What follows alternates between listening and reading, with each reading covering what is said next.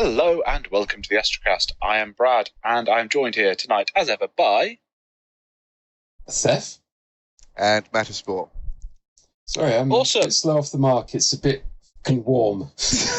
It is very, very warm in the UK at the moment. So it's 30 degrees in my office. It's not okay. That's too warm. I've just written an email to my scouts, and I just ended it by going, "I'm sorry if this made no sense. It's too warm."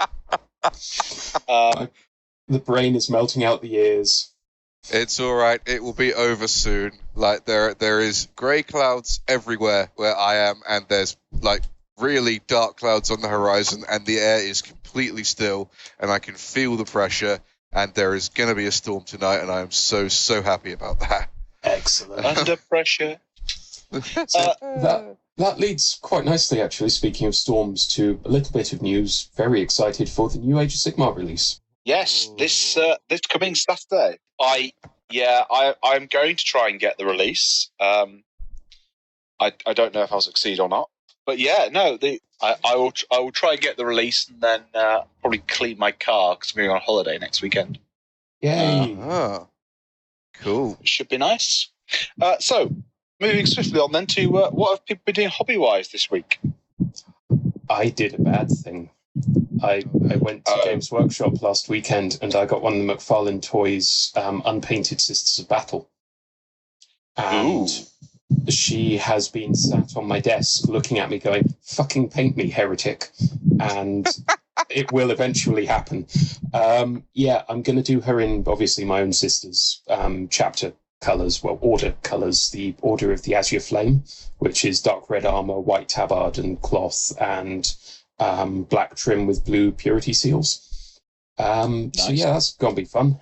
Other than that, I've been building things, mostly Ideneth stuff, because I have hobby attention deficit and cannot stick to one project right now. So I've built an Alupex, and we'll soon have built an Achelian King, and I got the crab from all of that hype from the Underworld's warband. I've got the rest of the warband, but that doesn't matter. I have the crab. I shouldn't yell that too loud because people will take it out of context. You probably shouldn't have just loudly announced that you have the crab twice. Yes. Okay. But I've also been playing. We'll ignore that. Been playing with Lego, and Lego is always good. Realizing it's always a good thing. Star Wars Legion and Lego are basically the same scale, so we may play Legion with Lego at some point. Because with that's dangerous knowledge. Yeah, especially when you realise that when you take a weapon damage on a unit, they can just have that weapon taken off. Yep. Oh dear. That's cool. That's my hobby, really. I have finished my alchemist. He now makes things blow up with alarming regularity, which is very nice. Yay. And I've started work on an Order of the Beast Cavalier. The reason I chose the Order of the Beast is because it currently means that I can turn my horse into a dire tiger. And once I hit level 15, I can turn my horse into a dragon. Which is a good thing. This pleases me. Oh yes, this pleases me greatly. Especially since it doesn't actually place any limits on what kind of dragon I can turn my horse into. It only places a size limit. I'm pretty sure there's a friendship is magic and magic is heresy reference in there somewhere. Oh, probably. But meh. I'm too warm to try and make it. Well, anyway, yeah, that's mine. I was going to just cheat and level up Overseer Birch from the City of Jewels campaign for the Cavalier, but then I thought, no, we can't have that. For a start, it has to be a lady, so that already excludes Birch because Birch is a guy. And for a second, I wanted to try a more interesting order, and then I found one that lets me turn my horse into a dragon. So, yeah, I don't care about much anything else, really. That's fair. Cool. So, hobbying I've done since last week. I finished off my unit of the Knights of the White Wolf. Well, I say finished off. There's a few bits I might go and touch upon them. But I also played a game of 6th edition Warhammer Fantasy Battles at the weekend. 2 games, Holy actually. shit. Awesome. Yeah. How did you find that? It's good. I think I need to play a bit more to kind of get a grip of it. And I made a few very silly tactical decisions. The key bit was ignoring the ogre... the ones with the cannons. I've forgotten the name. Lead belchers. Lead belchers. Yeah. Yeah, I forgot. Yeah, you don't want to do that. Well, no, they fired at me, and I forgot they can reload. Yeah. I thought they only got one shot. Oh dear. So it was an interesting game. I charged the ogres with my far too powerful knights. My captain then decided to challenge the ogre brute to a duel, hoping that I had Van Horse Spectrum,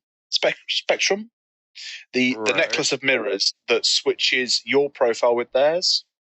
Oh, okay. Cool. But it's pretty good, and I thought I did forget that it doesn't switch the magic items as well, because it also meant that the ogre had a pretty nasty big stick, so he killed my captain. cool. But then my knight kind of decimated his balls enough to cause him to run off the table. So he killed my general, and his general fled the field. And then that was your general. Jesus. Yeah. Okay. It did not go well. Let's just say I may have put too many eggs into my knights. Is probably giving. I then kind of ignored the. See, if you were playing Britannia, I would say that's impossible. But you were playing Empire, weren't you? So yeah.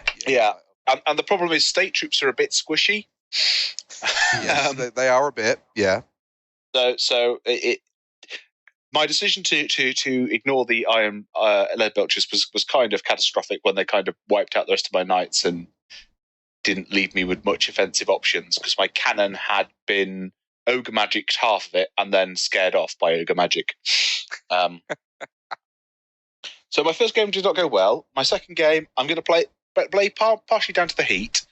At this point, I just poorly deployed, and my army was out of position fighting dwarfs. So, oh god! But I did start getting the hang of how to use my cannon and how guess range works. So they were good games. And then since then, I've done potentially a silly thing, but I think it's a good thing in the long run. I've given myself a moratorium on buying new kits. From the 19th of this month, after I've ordered Dominion, I'm not buying a new kit for a year. Ooh. Now, there are some caveats to that.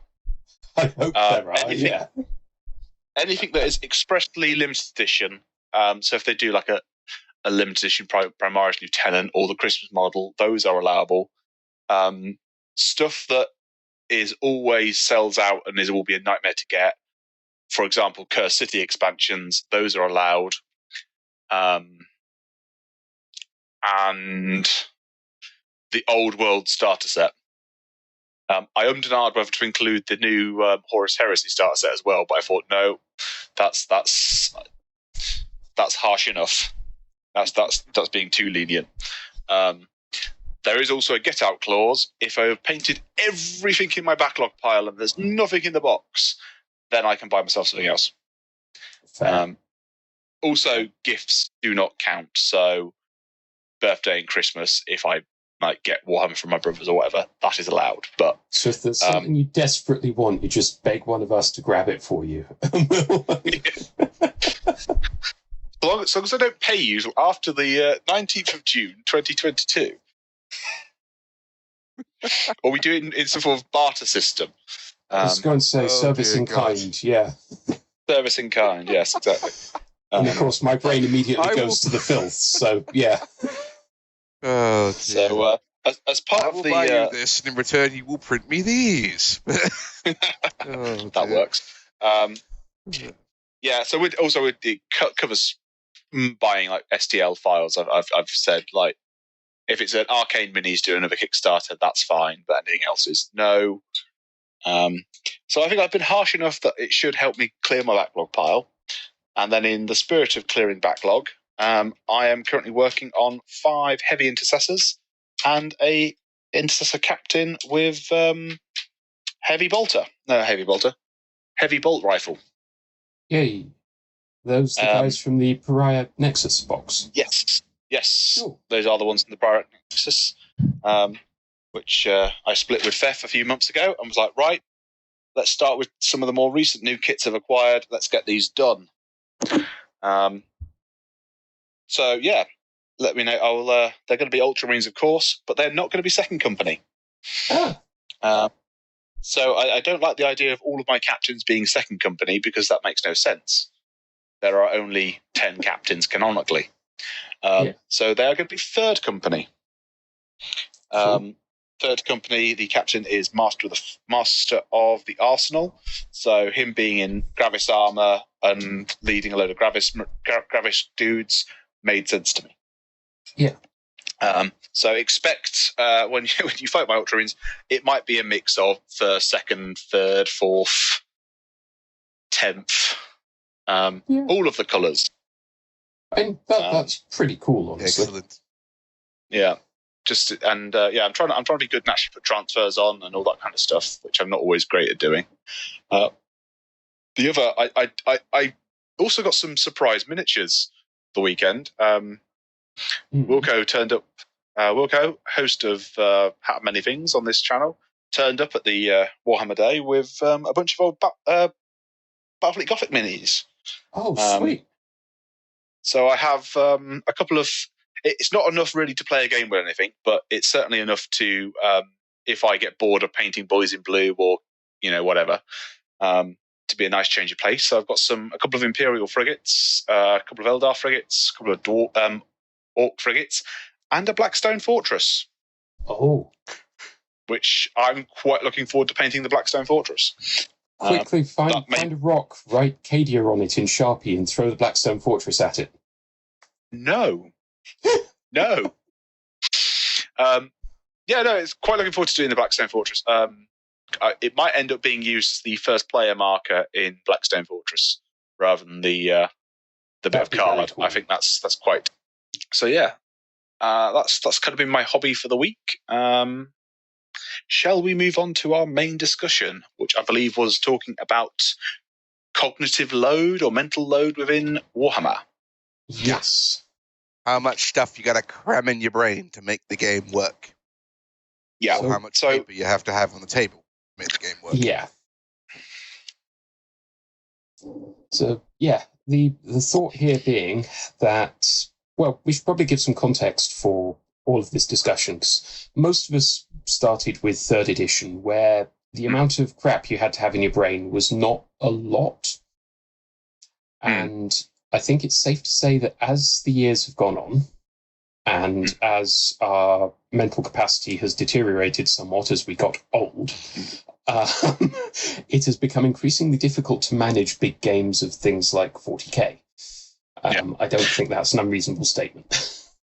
The one little I will say, maybe not required reading for this discussion, but I would strongly advise going and watching Arbiter Ian's video on the mental load in 40k, because he does a really good breakdown talking about systems within the game and kind of why 7th became a horrible mess.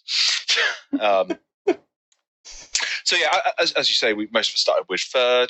It was a big chunky rule book and there was lots of rules, but there probably wasn't as much to remember as there would be in later editions up until 8th.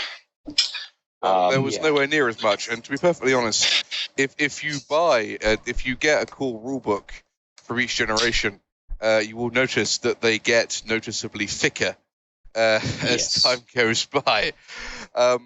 Now, granted, some of that is fluff stuff. They put in stories and history and all that sort of thing, but and the nice, pretty painted model section and all that. And the nice, pretty painted model section, yes.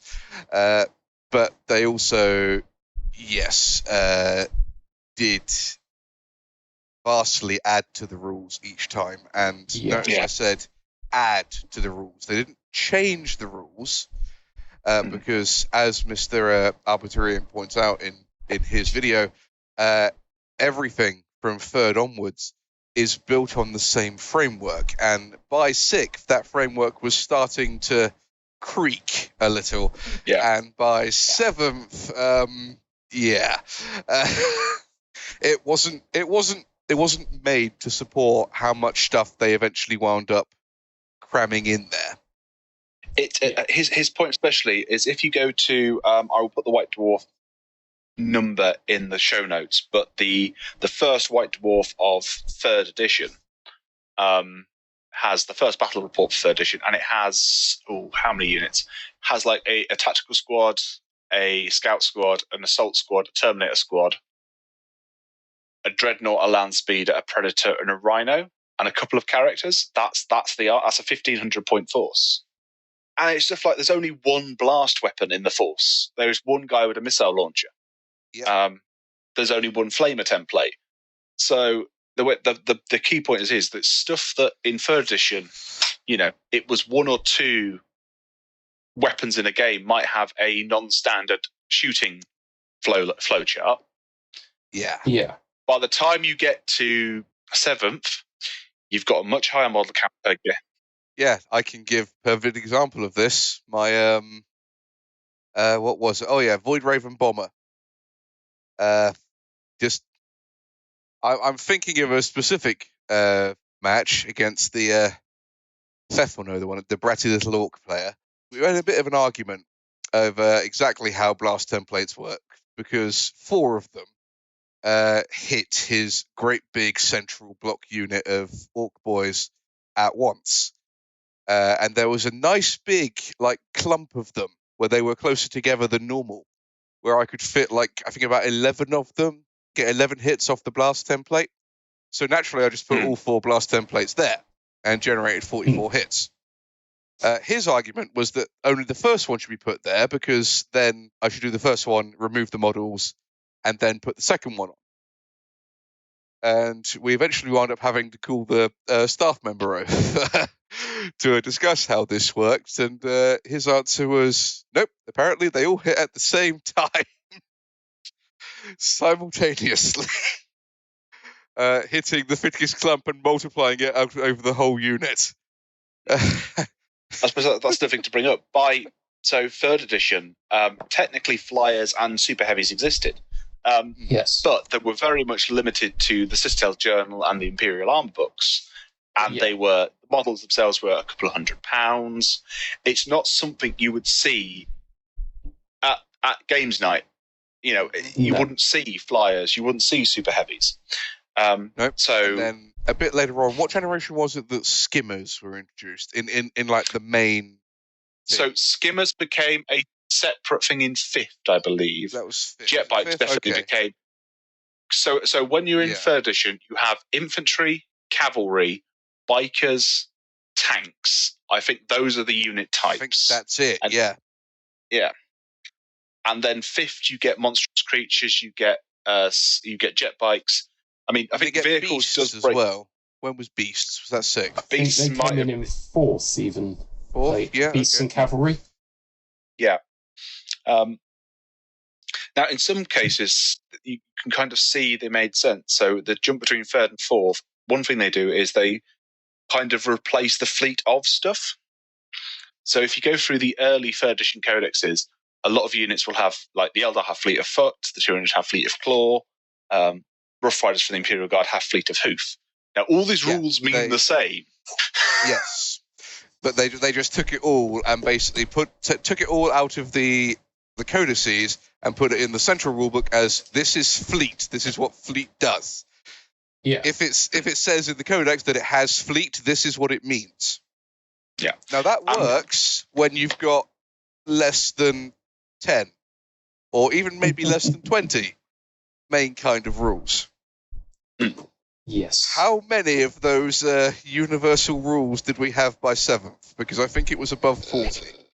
It was painful. I remember they were on page 58 of the rule book, and they were just a lot. And that becomes a problem when you've got so many universal special rules that you've got 3 or 4 pages of them in the rulebook. To kind of rein this back to an example, I have the 3rd edition rulebook on my shelf. It's a very lovingly read, very well read rulebook, and it sits very close to the box set of 3 books that made up the 7th edition rules. Now, in 7th, they did the nice thing of breaking down the rules between the rules, the artwork, and kind of the fluff. And it was 3 books. It was very nice. But the 3rd edition rulebook, with all of the art and fluff and everything, is still only slightly larger than the core rules for 7th, which contained none of the art or the fluff or anything. And it's interesting because you're making the example of flamers and blast weapons and stuff. Even by the end of 3rd edition, going into 4th, we could see that starting to fall apart, because my Witch Hunters army for end of 3rd, start of 4th, there was a flamer and a heavy flamer in every unit of Sisters, because I was that guy. Can we pause for a second? I want to grab something that's slightly out of reach. And Mataspore has returned from his quest. What did you go and get? Yes, he has. Oh, I went and got I went and got some reading material. I went and got the rules, which has a lovely picture of a Drukari homunculus on the front of it that I'd quite forgotten about, just so I could get some reference material. And I also got the little mini version of the fantasy rulebook, because that did the same thing. But yeah, let's just want to find the page of all the special rules and how it all works. And well, actually, no. You know what? There's an easier way to go about this. Do you remember in 3rd how long it took them to describe how the assault phase worked, the charging and fighting bit? It didn't take that long, right? It was pretty simple. Yeah, it was about you get a charge move, you roll, you use your initiative to figure out who goes when, you hit, you wound, you save, all that malarkey. It takes about a page. In the newest rulebook, before it all changed, the assault phase takes 1, 2, 3, 4, 5, 6, 7, 8, 9, 10, 11, 12, 12 pages. 12 pages. And those pages are like declaring charge, resolving Overwatch restrictions, charging through difficult terrain, declaring next charges, moving charging models, determining who can fight, the pile-in, the weapon skill and wound table, how you allocate wounds, of course, invulnerable saves, end of combat piling, consolidation, disordered charges, multiple Overwatch. Oh god, and then you get onto your fight sub-phase. Yeah. So yeah, essentially, that's one phase. That's one phase of a turn. Jesus Christ. So essentially, this is the problem they had. By the time you get to 7th, it's a fucking mess of rules, and they've added more and more stuff into the game, and the system that was designed to handle for Marines half a dozen units on the board has gone to this mess of especially when you've got stuff like Decurion formations in 7th, where you get 3 rhinos and razorbacks. So you've just got even more on the table. God. Which is formations is a whole separate issue. But then they do a new in. You'll forgive me if I say formations can just fuck off. I will defend formations slightly. I like them in principle. Like, a group of units being a specific, a formation from cannon, or there was elements to it. I thought it was a really good. There's a core of a good idea there. The basic idea makes perfect sense. They use it in Age of Sigmar, for crying out loud. This is where I was going to go. If you put restrictions on exactly what you can take, and in return you get these spicy special rules, which are a great deal of fun and sometimes hideously and you have to pay for them, don't you? And you have to pay for them. Yes, they cost a certain amount of points, so you cut into the amount of models you can take as well. Is how formations should have worked, yeah. Yeah, that's the way they should have done it. But then we have the coming of 8th edition, and quite possibly the best edition of the game I've played. Now, I do want to go back and play 3rd. Yeah. I would say I do want to go and try like a couple of the milestone editions. So I want to try 2nd, because 2nd is a very different game to 3rd, because 2nd is even more detailed. God, yeah. But again, 2nd is just a completely different beast. Like the jump from 2nd to 3rd wasn't putting new stuff on an old frame. It was kicking the old frame out the window and saying, this is what we do now.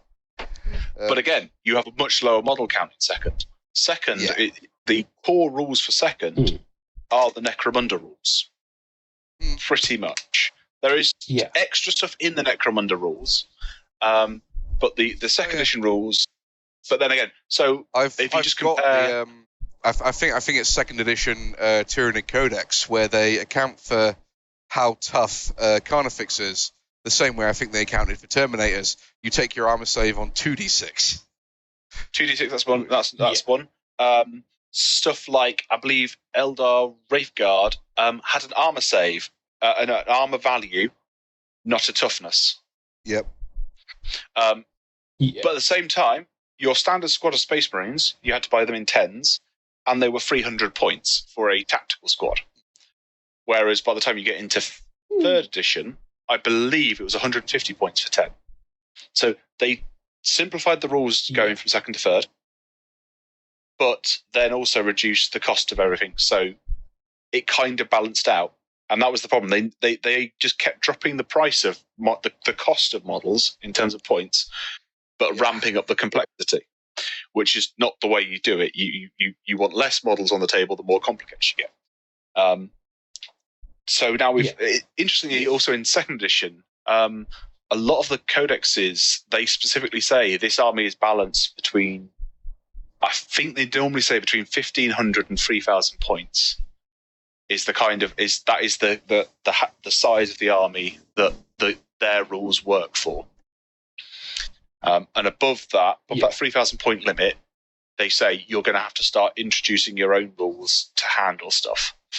And that's, I suppose, even in 3rd, 4th, you have that. Because, see, again, 3rd, 4th, they kind of had that because they had Apocalypse, which, was basically the 3rd edition rule set, 3rd, 4th edition rule set. Yeah, well, Apocalypse dropped during 4th. It came out shortly after Cities of Death, if I remember correctly. And Apocalypse was a wonderful excuse to get all of that terrain out the box and play huge games, but it had everything down to when to order the takeaway during the game. Do you need to set up sleeping areas for your players, that kind of thing, which, as far as keeping that in mind is a good idea. But the 4th Apocalypse book was a good book. I have mine, and I also have Apocalypse Reloaded and the Forge World Apocalypse book downstairs. They are very nice books, although mine is a bit dog-eared. Not that I played much Apocalypse, but anyway, we are getting sidetracked. So we come on to 8th, and they nuke it all, pretty much. They do. Yep. And I haven't played 9th yet because of the ongoing plague, but possibly the best game of 40k I've played, and I don't think that's a too controversial statement. I think there are better editions. I'd say 2nd and 3rd have probably got their advantages if you want to play a specific kind of game. Yeah, I think. But I will actually just adding to that, because I've played. It was when Theff, when we had that gathering to play. Was that was a? Yes, I believe so. Yeah, I think it was. Yeah, it was. And my it's brilliant because I'm just realizing this now. My first thought and the first thing I said, and this applies to Age of Sigmar and 8th edition 40k, upon completing kind of the first proper game that I've played of it, was that was fucking brutal. And we're being scanned, apparently. Sorry, I'm very warm, but so I've just put the. I'm just putting the. It's gone up to 38 degrees in here, so I've put the fan on. Oh, Jesus. Yeah, run the fan. Not 38, 28, not 38. Yeah, 28. Fuck it. Okay, right. Woo-hoo. God, you had me worried there. You're kicking yourself. But but basically, that like I said, the thought that went through was that was fucking brutal. Let's do it again. Yeah. Because we literally, and they weren't small games. I think in both cases they were either 1,500 or 2,000 point games, and we absolutely ripped each other apart over the course of about 4 or 5 turns, and it only took about maybe 40 minutes. Yeah, which was compared to how a game like that would have gone, how I know it would have gone in 7th. No, there isn't really a comparison. I think it's also important, as you said earlier, there's so many pages of rules for 7th for, just one phase. It stops being fun to play after a while. I just flipped through. There are 102 pages of rules before it gets onto the rules for terrain. Whereas I believe the 8th edition core rules are 8 pages. They are. I have that lovely leaflet that lives permanently in my gaming case. I should replace it with the 9th ed one at some point. But having played a game of 9th at this point, there are a few little things that are starting to creep back in. Like, for example, actions, whereby, hey, this squad can be given the action in the command phase to break down that door, for example, or rewire that ComSat tower or something like that, bringing in a small element of the kind of roleplay of the game that we've not seen since, Rogue Trader, really. And it's little things like that that add flavour to the game without necessarily adding complexity. And I think that's a much more pleasant way of doing it than having thousands of special rules and a lot of ridiculous gumph going on. Keep the game simple, but expand what you can do with it. Yeah, that's it. Although I am now a little bit, to a degree, I think you're right. My concern is with 9th, is there is some stuff that is starting to get unwieldy already. In particular, I think you've got to mention the Adeptus Mechanicus Codex. How many different ways are there to buff Skitarii now? I believe it's up to about 20. Yeah, I think Callum said in his comment it was 20 odd things before the game has even started, which is concerning. That's now the Space Marine Codex is nowhere near as bad as that. I think the only kind of like pre-grat game stuff is you can make some guys veterans, and that is my concern. As soon as you're going, hang on, we've been here before.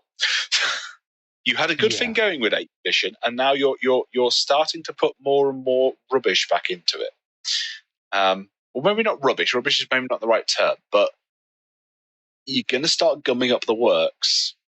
I think the other consideration to make there, though, is that these are rules that affect whole units, but they are kind of normally army-wide things rather than specifically for one unit. So, like, for example, the Sacred Rites with the Sororitas Codex that's just come out, those are army-wide buffs. So where you apply it to one thing, you apply it to everything. And that reduces the load a little because you can always make a note of that just on a piece of paper somewhere. And like every time you're dealing with anything in your army, you know that that's a rule you need to apply.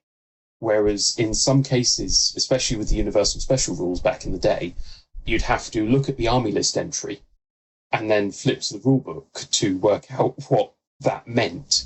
And if you were lucky, you might remember it for next time, or you might forget it and then forget it the next turn, and it all comes tumbling down. I think that's going to be the difference with Ninth, is that what they're adding is army-wide rather than just, have this unit, have this extra special rule that you're going to have to refer to yet another book for.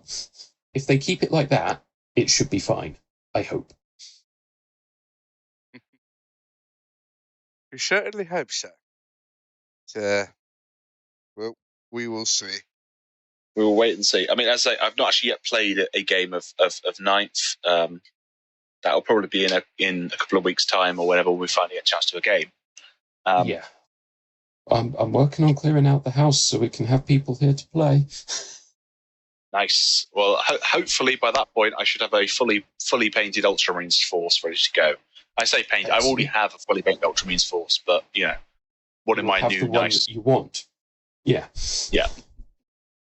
I feel like we have to touch on the other side of the Games Workshop coin, which is the sudden flip from fantasy to Age of Sigmar. Because I feel like there is some parallels can be drawn between 7th to 8th and fantasy to AOS.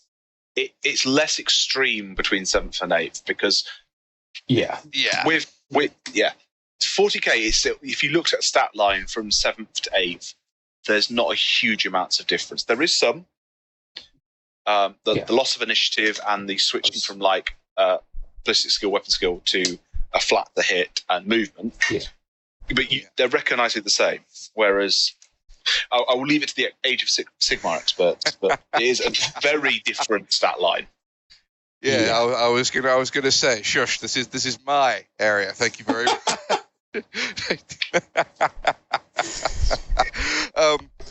But yeah, I was there at the blast. The day Horus slew the Emperor.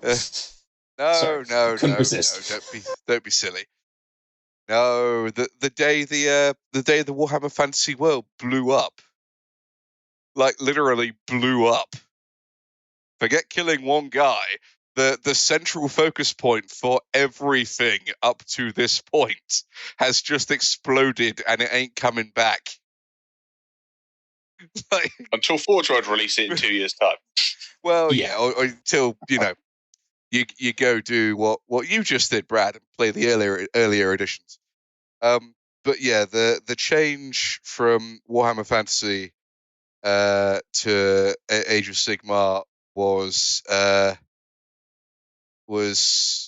sheer, was abrupt, was, for my part at least, because I don't pay that much attention, completely unexpected. And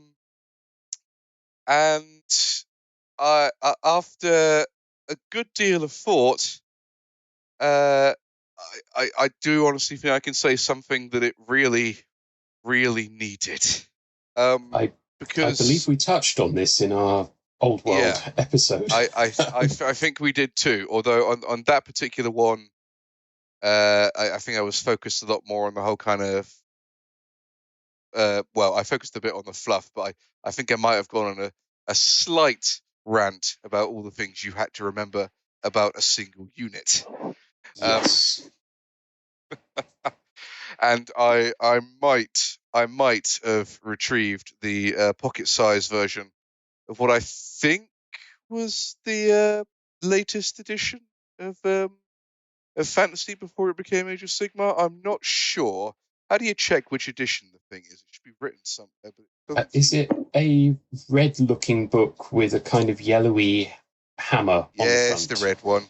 That's the 8th one, yeah. Yeah, it's 8th.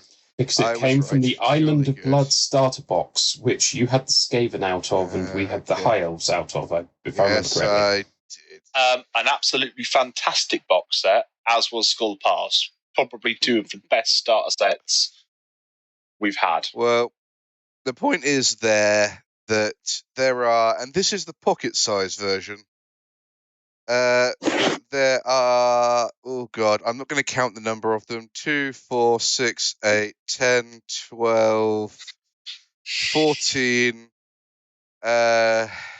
15, I think. 15 pages of, quote, special rules. This is things like ethereal and flammable and killing blow and lawmaster and poisoned attacks and quick to fire and volley fire and scaly skin and regeneration and sea creature. Let's not forget sea creature.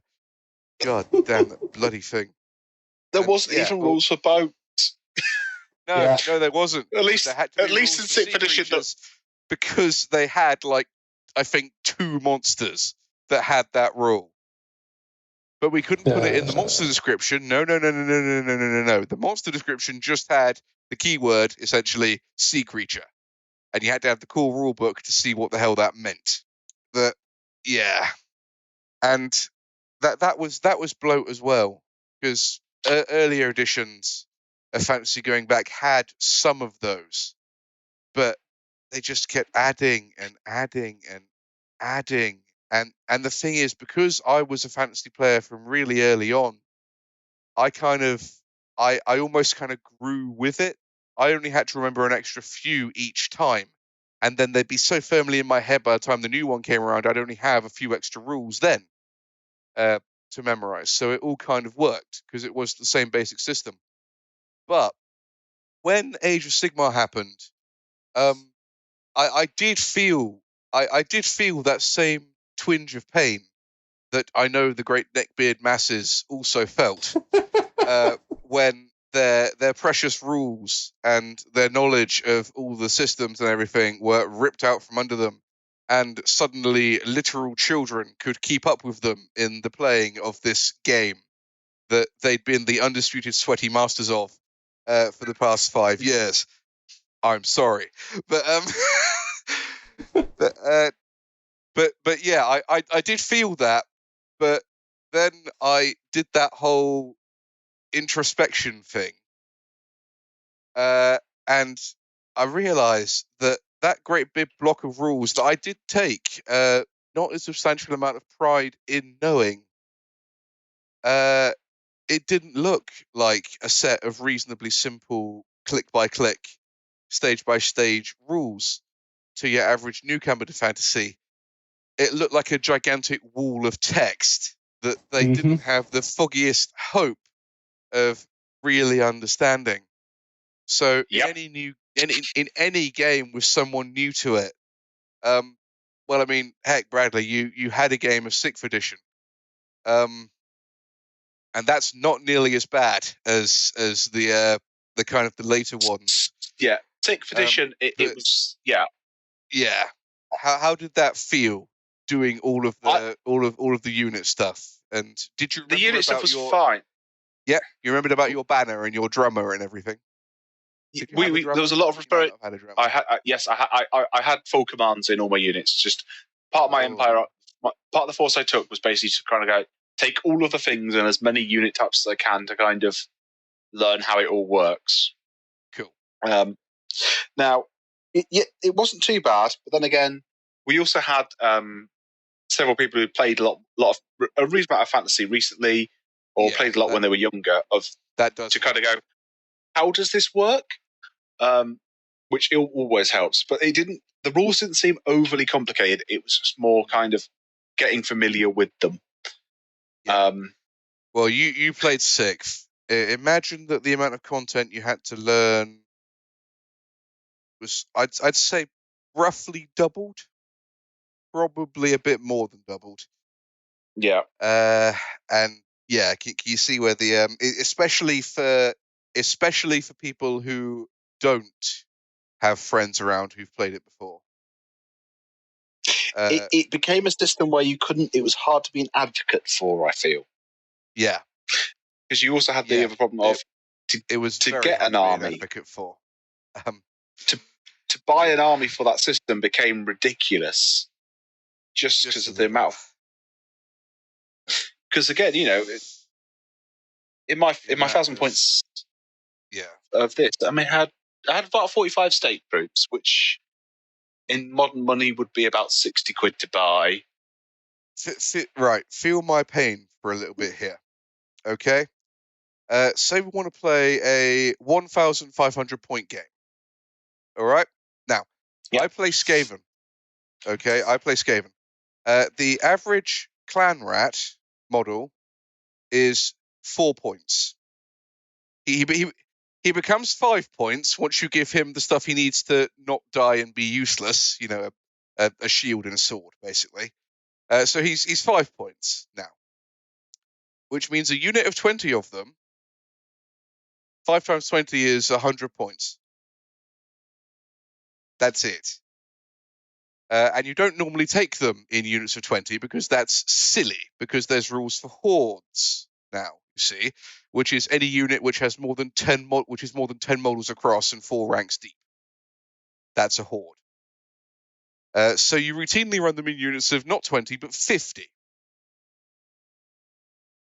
But even then, that's only 250 points. If I bought them all the upgrades that I could bump it to 325 points. And that's the clan rats. Now, a clan rat slave is only 2 points. Only 2. So I like to field those in units of 100. And that's only 200 points. You imagine how many models I had to get together to have a proper Skaven Horde army. Which is why I don't play the Horde army. This is why I play Scryer, because I can sink all my lovely points into Warp Lightning cannons. And, you know, poison gas globadiers and all that sort of stuff. Much more fun. You have a couple of small units of slaves, because their only job is to make the enemy stand still for 1 turn. That's it. If they manage that, then they've done their job. Oh, but yeah, just like, because I've seen proper Skaven Horde armies, like, you know, pictures of them all fully painted, and don't get me wrong, in 1,500 points, you can put a terrifying amount of models on them. Like, you will outnumber your opponent by a factor, unless your opponent is playing like a Night Goblin Horde. You will outnumber them by a factor of at least 3.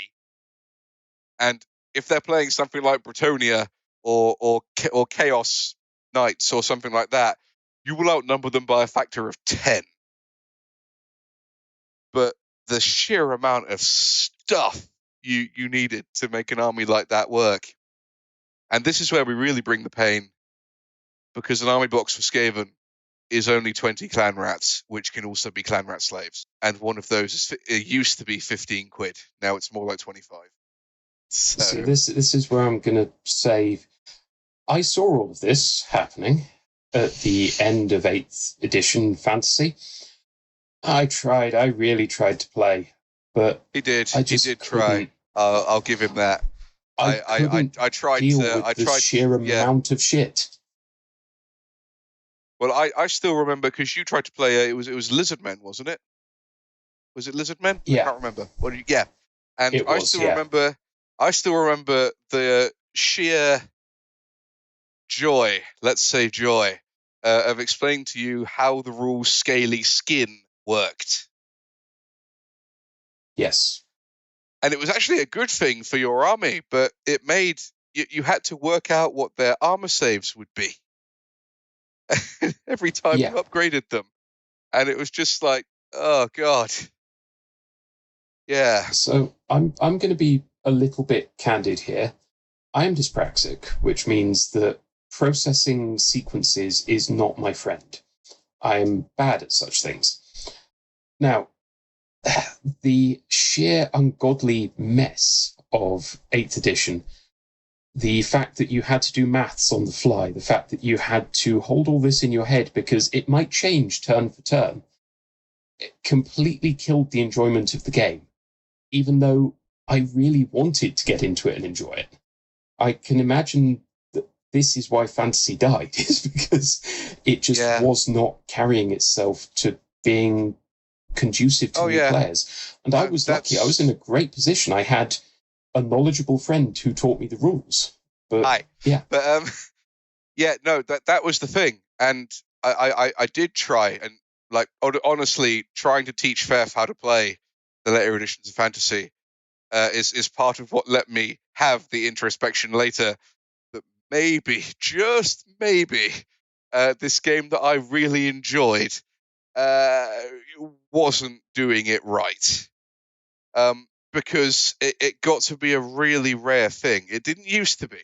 It used to be that I could go to my local games workshop, whether that was in Reading, Plymouth, wherever, and I could find somebody else who'd invested as much time as I had in Fantasy.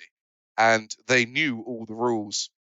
And you could click, click, click, click, click, and it was all there and understood.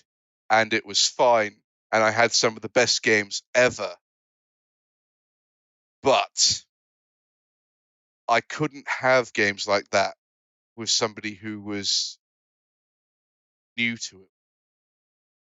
And the games with someone who were new to it all were, and this is no offense on you, Theff, it's true for everyone. Forget the dyspraxia, it's true for everybody.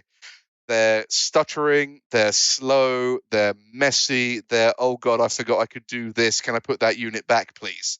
It's, yeah. And it's not anyone's fault. It's the book's fault. It's the rules' fault. Mm. If I look at them with try and yank out the eyes of a fresh newcomer and bonk them into my head and look at it that way, and it's like, oh God, I was expected to remember less from my school exams.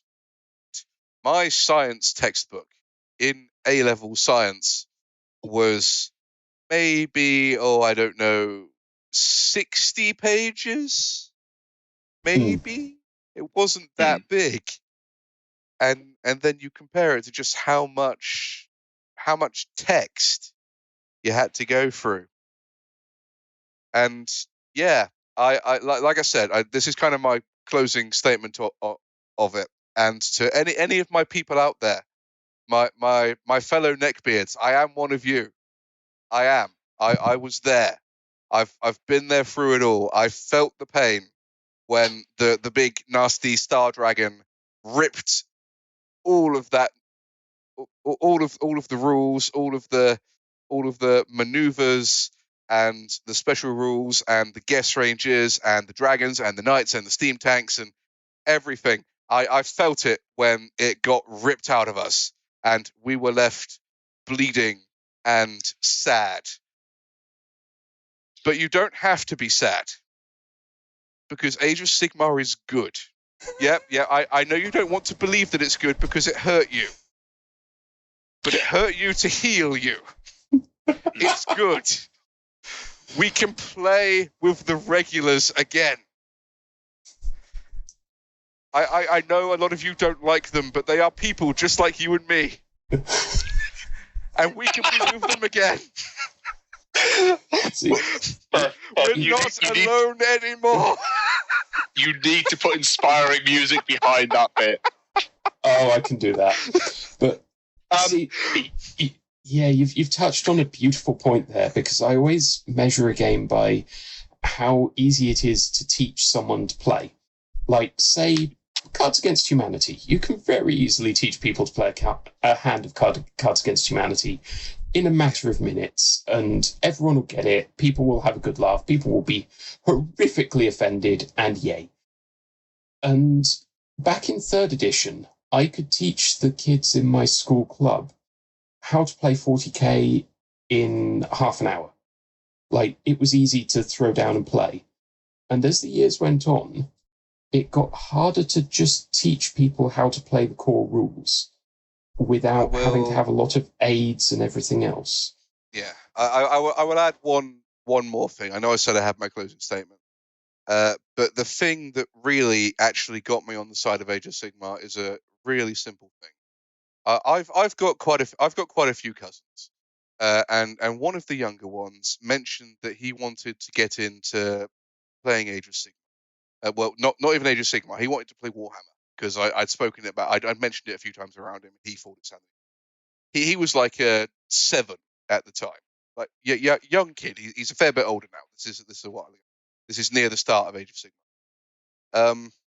So his parents bought him a very basic Stormcast set. It was basically just a couple of units of them. And he had fun painting them. And then he asked me if I'd play a game with him.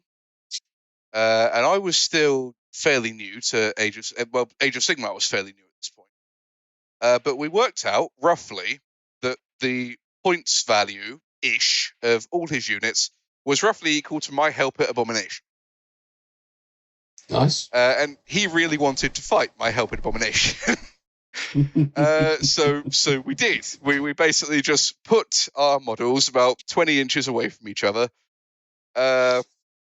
and just said, "Yeah, let's fight." And here's the thing: we played through that very, very simple game. He won because I failed my "it will not die" roll. But we played through that really, really simple game, and not once did the 7-year-old have to ask me for help. Oh, like that's a ringing endorsement. Yeah, because he could read the rules. They were only a couple of pages long. And the Stormcast, like my Hell Pit Abomination, granted, had some extra rules tagged onto it, but not enough to complicate the game. And that was on my side. His guys were very simple, very basic. He knew what he had to do to move them, to hit me, and what to do when I hit him. I can play a game of this with my family. Yeah. Like, I couldn't do that for the older games. So I suppose that there's two things to cover now, I feel. One, so I've not really looked into the rules for Age of Sigmar Third. I want to learn how to play it and say I'm going to pick up Dominion, and this will be the year I learn how to play Age of Sigmar properly. Mostly because I love the sound of Path to Glory. The Path to Glory campaign system, I just go, that sounds awesome. Look up 2 Plus Tough's video on it, but it's very... I like games where it gives you a point to the fight. And I feel not only gives you a point, but it gives consequences as well. And those consequences are pretty bloody brutal. The fact that, your units can just die and they might not come back. Oh, yeah. Like I said, my first kind of big game with Age of Sigmar was against Dark Mouse and his Nurgle army. And like I said near the beginning of this, the response was, that was effing brutal, because we both lost like 90% of our forces so quickly. In Path to Glory, the example the guy uses is if you have a unit of 20 clan rats and 10 of them die, you have to make a dice roll for each of those. And on a 1, that unit is dead in the campaign. And in the next game, you only have 8. So if you roll 2 1s, you only have 18 clan rats in the next game. Unless you rest that unit or try and restore it. But essentially, damage you take in previous games adds up. Yeah. So not just to characters. So in the Crusade system, characters can take wounds, but your squads don't take it in the same way. If your squad's wiped out, they get a battle scar, which is some kind of negative modifier for them. But it also, the other thing I quite like with what's in the Crusade system is you're building your territory. You're building a kingdom almost. So you choose a starting territory. It was interesting to call back to 6th edition's campaign system, where you have limits on what you can take. So it's 3 heroes, 1 monster, 1 wizard, 1 priest, 1 reinforced unit, 1 war machine, and 1 allies unit in your starting game, in your starting order of battle. So the example is, so if you take a Chaos Sorcerer, Lord, or Manticore, that's 1 of your heroes, that's your wizard, and your monster. And then the territories you take over will increase those limits, and you can upgrade your territories to make them better. You can build up your stronghold, and you go on. It's got the kind of war cry quest systems. So there's a lot in it that made me go, that's a cool system. So third is the edition I will be getting into. Mildly annoyed for Christmas. Well, before Christmas I picked up the AOS 2 book. It only cost me a tenner off eBay, and Stormcast and Cities of Sigmar. Mildly annoyed by this, but never mind. Yeah, but it's all good. Those will still be the rules for a while. Let's face it, for cities at least. Yeah. Although there are rumours that cities are getting a redo. Yeah, because a lot changed in Broken Realms. A lot. Yeah. Yeah. I kind of hope they don't change them too much. I'm not a big fan of the current free guild kit. I've built it a few times. I'm not the biggest fan of it, so I'm not too. I prefer the style of the older Empire. I think they just have cooler uniforms as opposed to the jumpsuits they seem to be wearing in that kit. I mean, hopefully they don't get rid of the Big Griffin. The Big Griffin is an exception. If that goes last chance to buy, I'm buying that. Yeah, that's fair. So there is until the 19th, I'm allowed to choose models to go on the last chance to buy list. But anyway, no. So firstly, what are your thoughts of the switch between AOS 2 to AOS 3? Are we seeing rules creep, and is the mental load increasing, or have they kept it at a nice level? From what I've read of it, the core mechanics of Age of Sigmar are not actually changing that much. Like, you can still throw down a game very quickly, but the optional depth, as it were, is increasing massively. And I feel like some of the tweaks they've made, like the fact that you can now make interrupt actions with command points to effectively use things like Overwatch and, hit back with one of your heroes if they get charged, because your guy's not just going to stand there and take a pummeling, he's going to swing that fuck-off hammer and break the nose of the snotling that's charging him.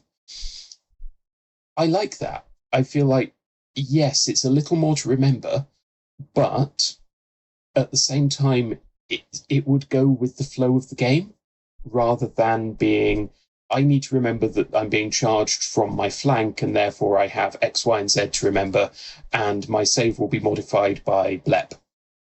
Like, okay, you're hitting me with this, what's the rend value? It's by its nature, it's a simpler game, so a little more complexity isn't the end of the world. At the current point, we're not anywhere near the Warhammer 7th Age of Sigmar, not Fantasy Battles 8th. Now we've quite fairly put, I think, fantasy through the ringer. Especially 8th edition fantasy has gone through the ringer quite heavily. What are our thoughts for going into the old world? So the new game that has not yet been announced. Now, obviously, we currently know nothing about the old world. I have some theories and speculations, but they are entirely just theories and speculations. What are our fears and hopes for going into the old world? So I want to see, and I will let you guys who actually play fantasy jump in depth in a minute, but I will get my thoughts out of the way quickly. I would very much like to see a simple but easy to grasp but hard to master game system. Like, I want to see it where, yes, your facing matters, but it's not difficult to know what that facing means, if that makes sense. Like, yeah. I feel like the simplicity of Age of Sigmar with the tactical depth of old fantasy. And that's a tall order. And Games Workshop, if you're listening, if you pull it off, I'll buy you all a pint. But there are a lot that kind of thing, basically. Yeah. He will buy the named or the author's named in the rule book, and they have to be individually named, not just the studio. No, that is basically what I want as well. It's not like I have no idea how they'd ever implement it. I want something that has the feel of old fantasy, because like you said, it was a very, very tactical game. You had to know exactly what your units could do, what they could take, and everything like that. I want that back, but I want that back without it being completely impermeable to everyone else. And I don't know how they're going to do that. So here's just interesting one more point. So I know I'll link the YouTuber, but did some predictions for the old world. Now he kept his predictions quite vague, but there is quite a big debate over scale. Now, would maybe the feel of old fantasy be better served by a smaller scale? So I'm not saying as small as War Master was, but a more,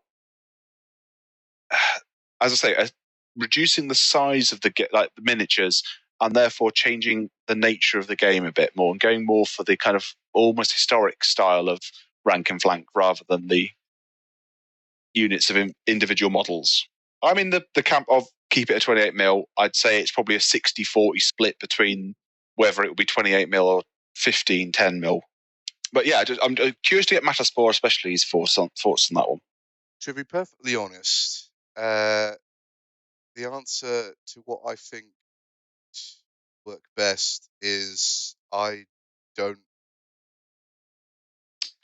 A truthful answer that'll do. I've tried.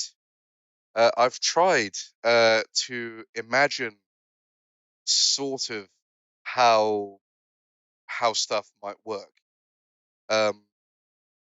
Smaller games can work. I've had great fun where I had literally 2 units in a Warp Lightning cannon, and my opponent had 1 gigantic unit of Bretonnian Knights. And that was a small game. That was only 500 points. And that was quick and fun as things go. When you're not looking for quick. And the thing is, it's not like... Here's the thing, because my rant earlier, all that stuff I said, that's all true. But, you know, that doesn't mean that the latest edition of Old Fantasy wasn't fun to the people who did get it. And I do remember that feeling and that nostalgia. It's still there, and it's a pretty powerful thing. And I don't want to go back to that, because if you go back to just that, well, we don't even need to go back to that. The rule system still exists. I can play a game of it whenever I want, if I want to play with. And going back to anything like that would be a failure, because you're just going to wind up with a constantly shrinking pool of play it. But at the same time, I don't want to get rid of what made it good, because there's really nothing like the feeling, and you can't get it in 40k. It's not the same, because all your guys, with the exception of your skirmishers, are regimented, and it's very, very set how you compare them. Like, where you put them on the board in response to where your opponent puts theirs, it matters so much. Yeah. And everything you do, like one wrong move, like accidentally exposing your flank, especially for Skaven, can completely turn the tide of battle. It's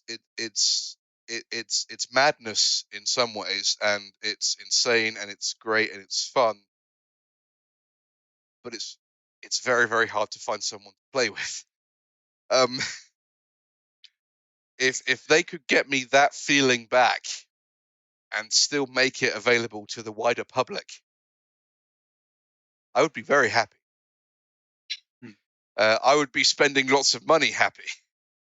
You want the Deus Ex Human Revolution to the old Fantasy's original Deus Ex, basically. Accessible, but keeping the soul of the original. Yeah, that's not a terrible comparison. Yes, I'd go for that. I want Deus Ex. I want Deus Ex. Give me Deus Ex. Right. Sorry. On that note, I think it is time to bid this adieu. Yeah. We will. I think we'll have to try and get this episode out quite quickly, I think. So we'll try and get this out. Wilco, if you're listening to this, did we succeed? Please do put as much like ridiculous, inspiring music as you like behind that little the call to my brethren. To the royalty-free music, yes. Yes. Woohoo! Make sure it's credited. Right, cool. On that note, it is a good night from me. Oh, and me. And from me. Thank you for listening to Astrocast. We are a Tinker Tailor Soldier Sponge Productions. Feel free to click on our website to find all the links to all the other podcasts that are produced by the network. All contact information and social media will be in the doobly-doo down below. And there is a Patreon that supports all of the stuff done by Tinker Tailor Soldier Sponge. Go through there. If you think this drivel was worth something, throw us £1.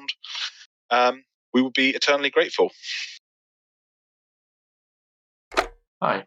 Have you ever wondered what would happen if you took the schoolyard conversation of which one of my favourite fictional characters would win in a fight? Well, wonder no more. Join me, Chris, and my co-host Matt every other Sunday for Mish Mash Mayhem, and you can find out.